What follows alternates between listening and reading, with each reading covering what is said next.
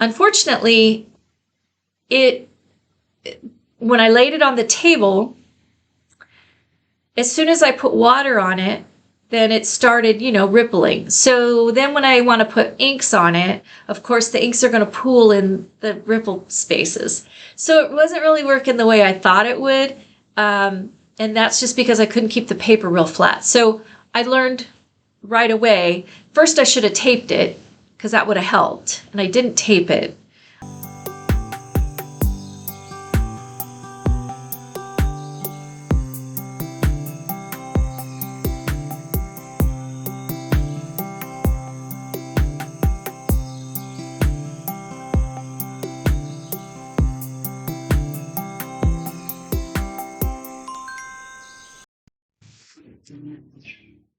Hello, welcome back to my channel. I'm Cheryl Hunter, and this vlog is all about my experience with the Milan Art Institute Mastery Program. And I just started part 2. So the first few weeks, I'm going to tell you about the first few weeks of part 2. And from this point on, I'll probably do fewer vlogs, but pack a couple weeks into them because just the way the lessons are structured, there's not as many projects right now. And so I'm just going to kind of lump them together. So there might be maybe 1 or 2 vlogs every couple weeks. And I'll be doing other videos though of other projects that I'm doing outside of the mastery program. So you'll see more videos, but the mastery program review or updates will be kind of every couple weeks. So just wanted to let you know that. This has been fun because I started out as an acrylic painter, did oils in the past, tried watercolor, gouache. I did play with pen and ink years ago, and I loved that. But acrylic seemed to be kind of where I fell probably most confident on the line of ability and experience and skill. So, but oil has it's sort of become, even though I'm still challenged by it, it has become as enjoyable to me as acrylics, or I feel almost as confident as I do with acrylics. But the mixed media that we just started for section 2, it's exciting because I get to combine both oil and acrylics. Now there's all these other things that are opening up. We're going to talk about that a little bit today, the inks and mark making, and then we'll be going into spray paint in the next couple of lessons. So it's getting really interesting. Okay, so the first lesson, and I'm not going to share everything with you because I think some of this is stuff that I think when you take the course, I feel it's a privilege to learn some of these things or go through these lessons. So a lot of it, I'll tell you what we did, but I'm not going to go into detail about it because I feel like that's why we take the classes, is to learn this stuff. And I'm not going to repeat it to people because I'm not a course instructor. But I'm going to just tell you about my progress. So we started off with an intro to acrylic. And then, so we were to do an acrylic painting, and then we could add oils. And I like doing acrylic washes. I just learned about the thin acrylic washes and drips and all that. And, I've never thought of myself as someone who could do any justice to any kind of expressive or abstract painting or whatever. So I never really tried them. It was always animal portraits, trying to do people portraits, landscapes, but always trying to do realism. So now I'm able to kind of explore these other opportunities, and it's opened up possibilities. So anyway, the acrylic assignment was to do kind of a rough runny background, and then go back in and put in an underpainting with acrylic, and then go back in with oil. So here's what I did.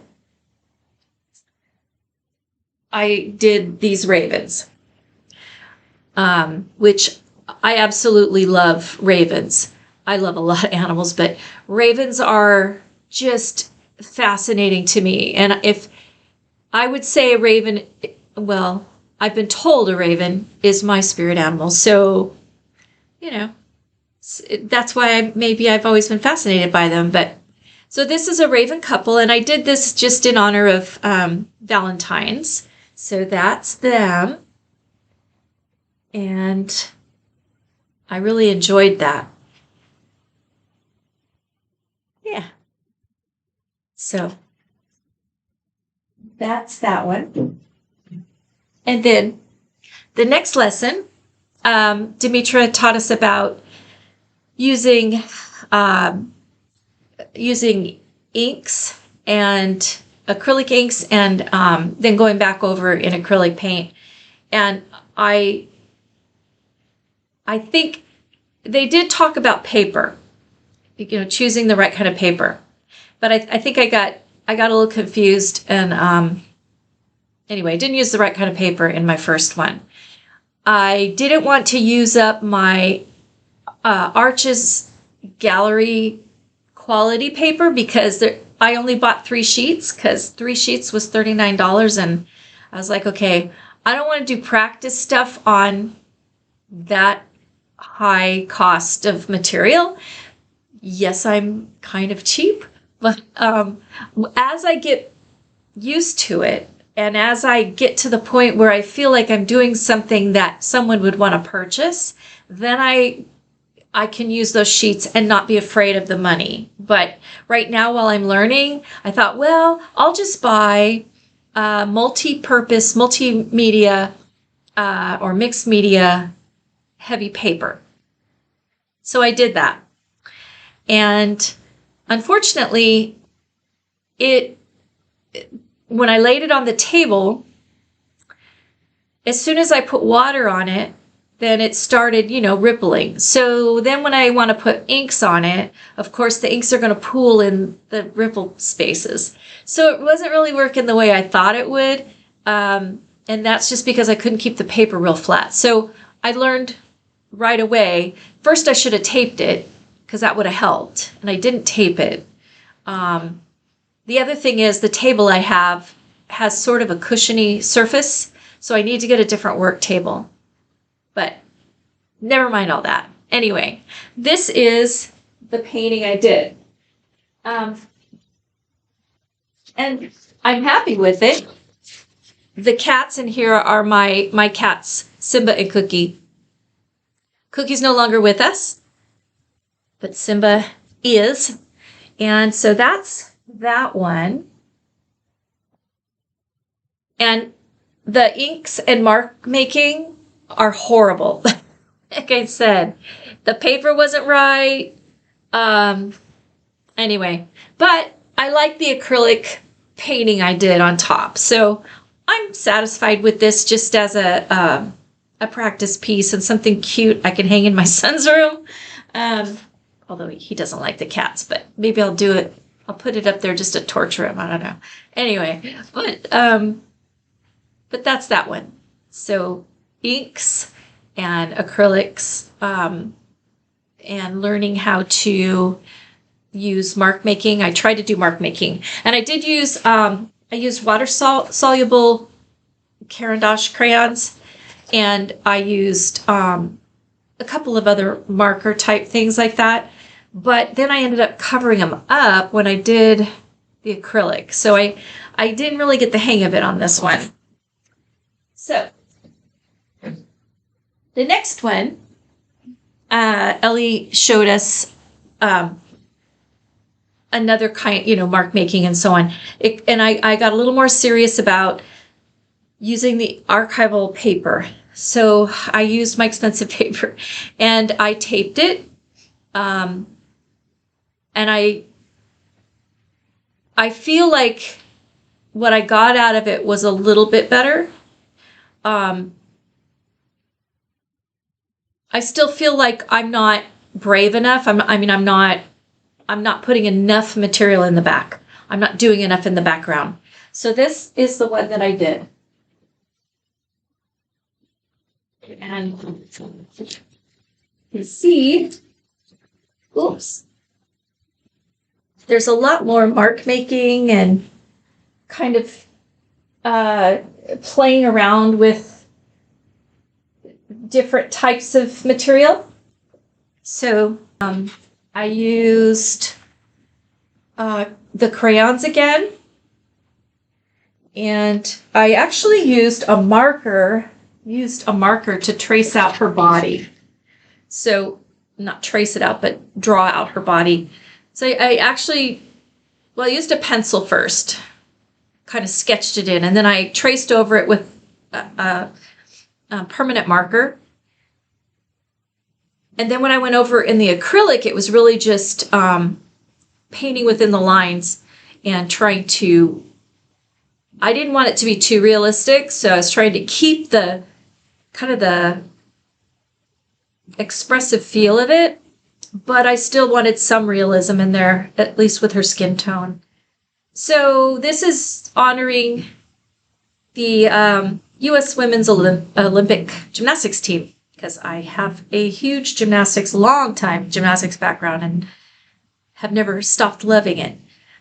So I wanted to put in this exclamation point in orange to counter or complement the blue, and to kind of give a feeling of, exclamation, obviously, that we are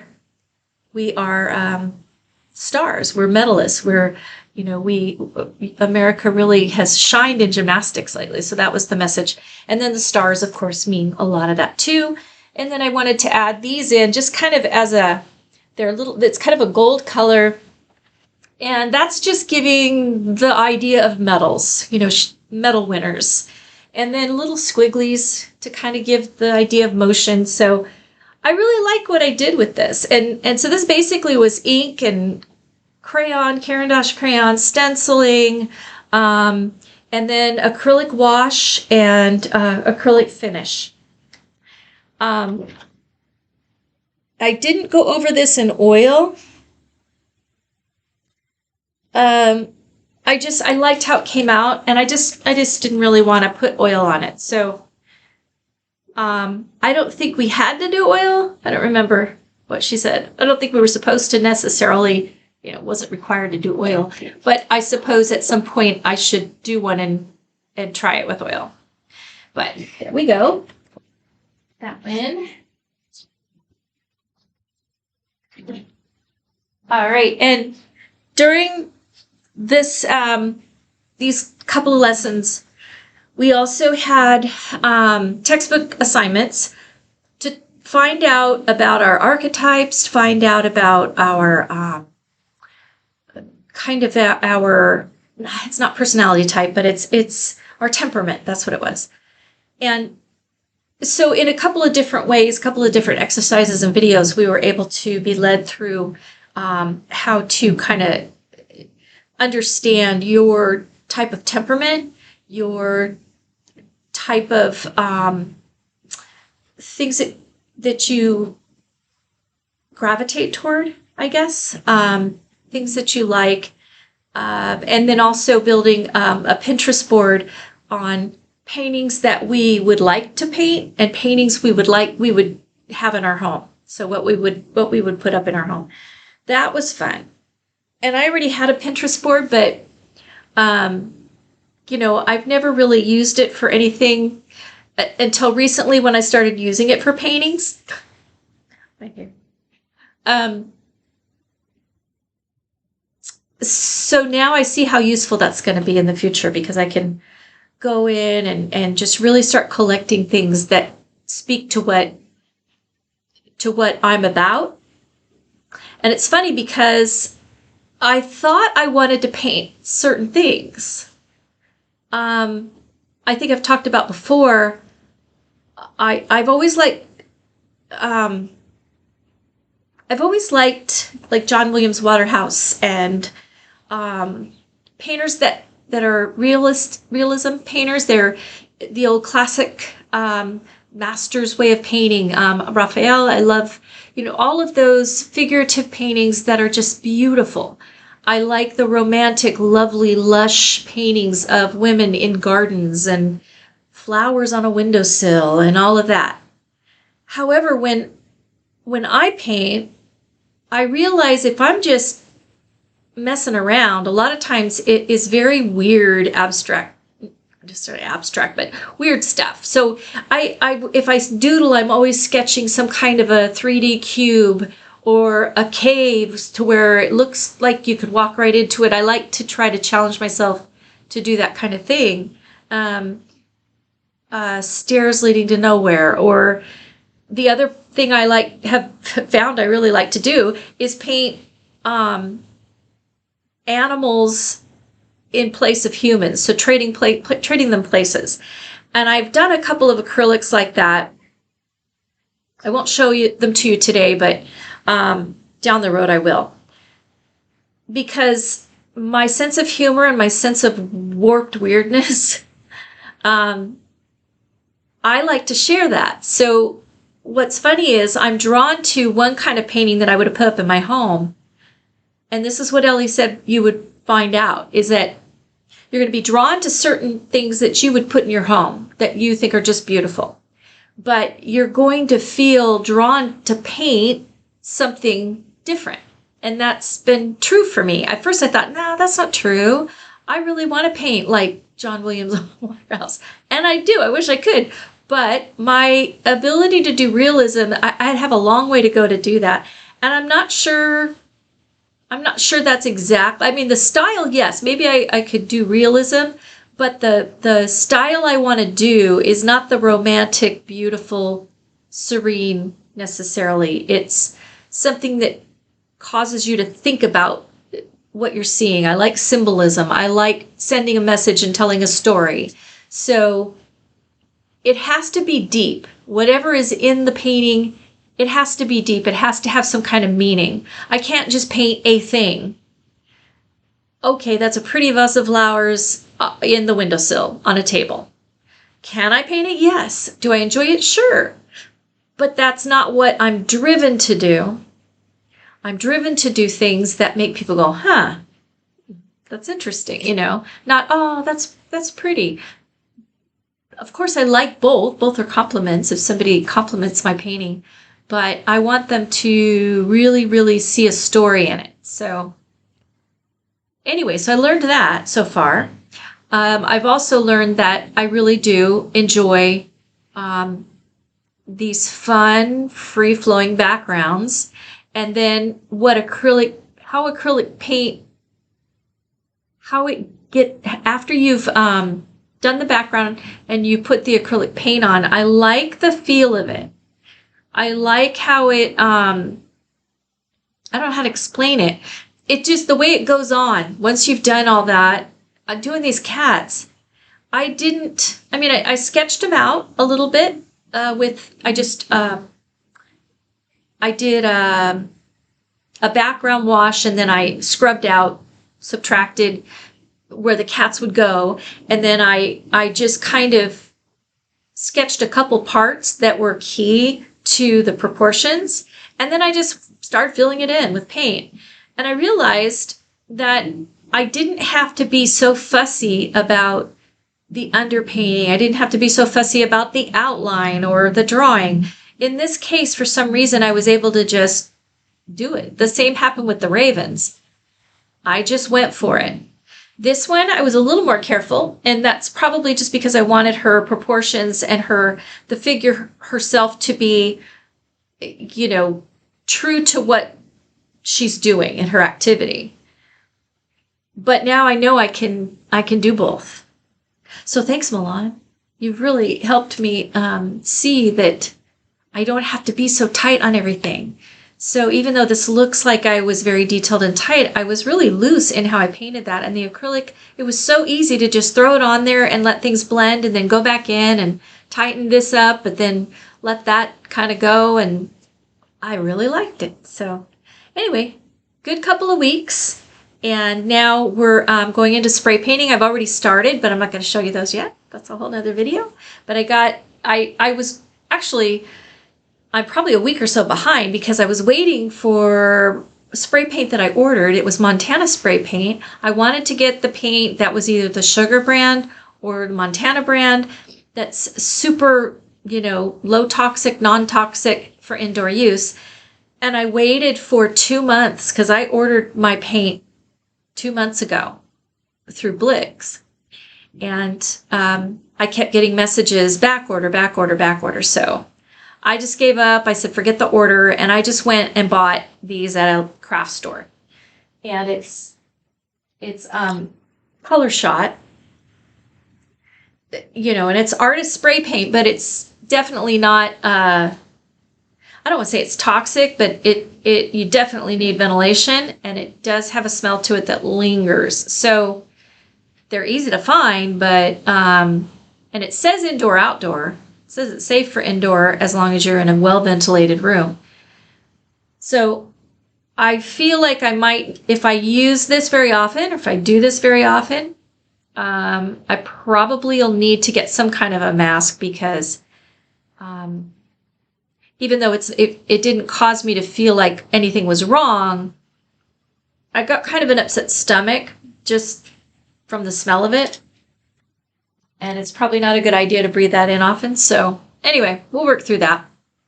So that's about it. Thank you for watching. And like I said, I'll be back with some spray paint. And I'll be doing a couple of other videos on some projects I was working on in between and while waiting for my paints to come in and so on. But yeah, here we go. Part 2. Part 2. And a whole new world for me. I think I'm liking this more expressive, abstract style. We'll see. We'll see how it goes. All right, so we'll see you next time. Bye.